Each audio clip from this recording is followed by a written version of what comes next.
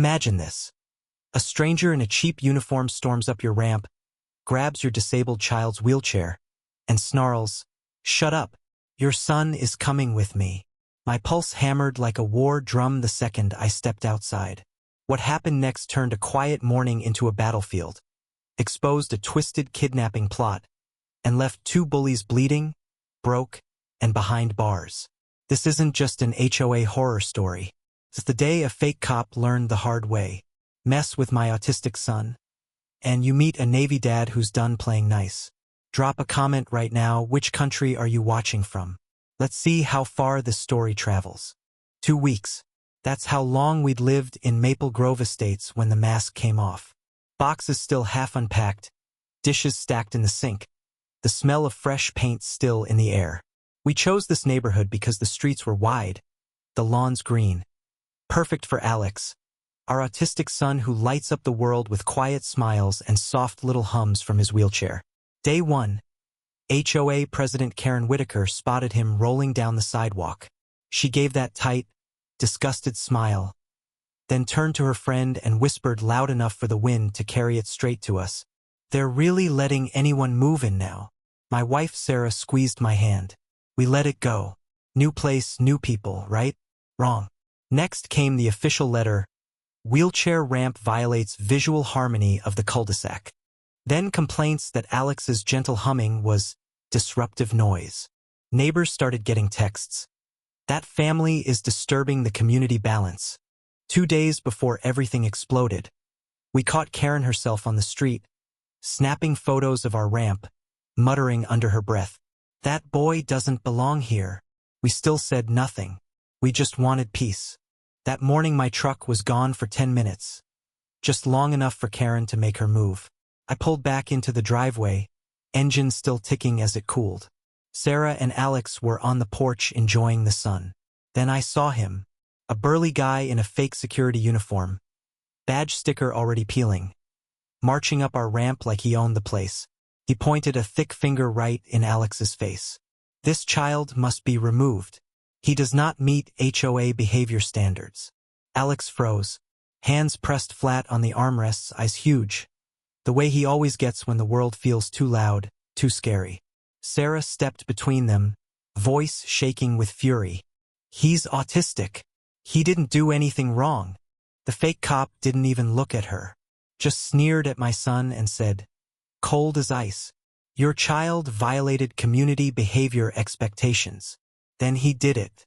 Reached for the handles of Alex's wheelchair like he was about to drag him away. I was still in my Navy SEAL shirt, sweat drying from the gym, boots laced tight. Keys slipped from my hand and hit the porch. Clink.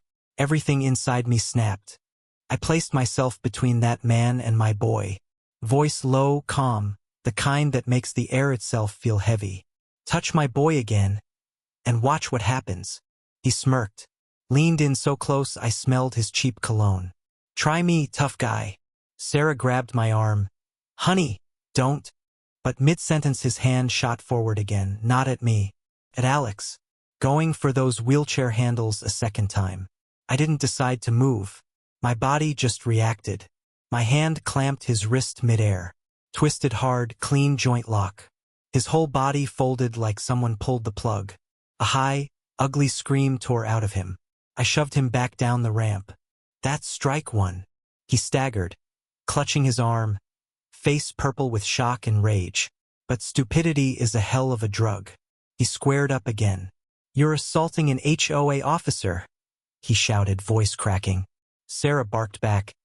"You put hands on a disabled child." He ignored her, lunged at me, wild, sloppy swing. Strike two. I slipped it, grabbed his vest, and drove my fist straight into his face. Crack. He dropped to one knee, blood pouring between his fingers. He wheezed through the blood. "You're under arrest." Reached for his belt, fake cuffs, baton, who knows. I stepped in, gripped the front of his vest, and hit him again. Brutal right hook. His head snapped sideways. He collapsed flat on the lawn. Sarah covered her mouth. "Oh my God!" But he still wasn't done. Started crawling, weak and desperate, reaching for Alex one last time. That was the final mistake. I grabbed the back of his vest, dragged him away from the ramp like trash day pickup. He threw a pathetic elbow. I answered with one last punch, straight to the jaw. His body went limp instantly, face down, out cold. Alex whimpered, confused and scared. Sarah dropped to her knees beside his chair, stroking his hair, whispering over and over, "It's okay, baby. Daddy's here. Daddy's here." I forced a deep breath, pulled out my phone, dialed 911. Voice steady. "Fake officer just assaulted my disabled son. He's down. Send deputies and an ambulance." Operator. "Is the attacker breathing?" I looked. Barely.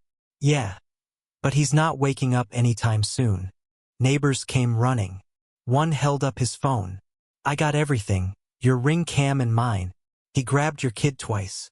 Perfect. Deputies rolled in, lights flashing red and blue across the lawns. Medics slid the unconscious fake cop onto a stretcher. I kept my hands visible, not scared, just professional.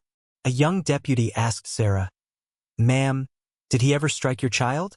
She shook her head. "He tried to take him. Twice. That was enough." They reviewed the footage. Faces went hard. Then, right on cue, Karen Whitaker came marching down the sidewalk like she still owned the world. Hands on hips, chin high. "What the hell is going on here?" She pointed at me. "Arrest that man. He assaulted my security officer." Sarah lost it. "He tried to kidnap our son." Karen actually rolled her eyes and said, "That child has been a disruption." I authorized removal for a behavioral check. Every deputy froze. One said, flat, "Ma'am, that's kidnapping." Karen blinked. "No, it's HOA protocol. There is no protocol for stealing a disabled child." Just then a paramedic called out. His phone unlocked. Face ID. Deputy scrolled. Came back reading aloud. "Take the kid if you have to. Parents won't fight back. Do not leave until the child is secured. Second half of payment after." Karen went ghost white. "That's taken out of context. Ma'am, you ordered an abduction. And you paid for it." She tried to run. Didn't make it 2 steps. Cuffs clicked. Neighbors watched in stunned silence as the Queen of Maple Grove was walked to the cruiser screaming. Karen Whitaker was charged with attempted kidnapping of a disabled minor, conspiracy, harassment, paying for illegal removal. The list was long and ugly. She got years in state prison and a 6-figure restitution order for Alex's therapy, our pain, and every nightmare she caused. The fake cop, broken ribs, concussion, brain bruise, slipped into a coma that night. If he ever wakes up, the same cell is waiting. Maple Grove Estates went dead quiet after that. No more violation letters. No more dirty looks. Just wide berths and respectful nods when we roll by. We upgraded the ramp. Bigger, stronger, painted Alex's favorite blue. His laughs echo down the street again. Some nights I still sit on that porch, coffee going cold in my hand, watching the sunset paint the sky the same color as the lights that took them away. And I know one thing for absolute certain.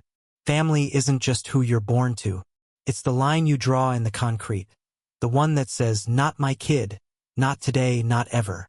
Cross it, and you'll meet the version of me the Navy forged and fatherhood finished. If the story fired you up, do 3 things, like, subscribe, and comment the craziest HOA rule you've ever seen. Because bullies only win when good people stay quiet. See you in the next one. Stay strong.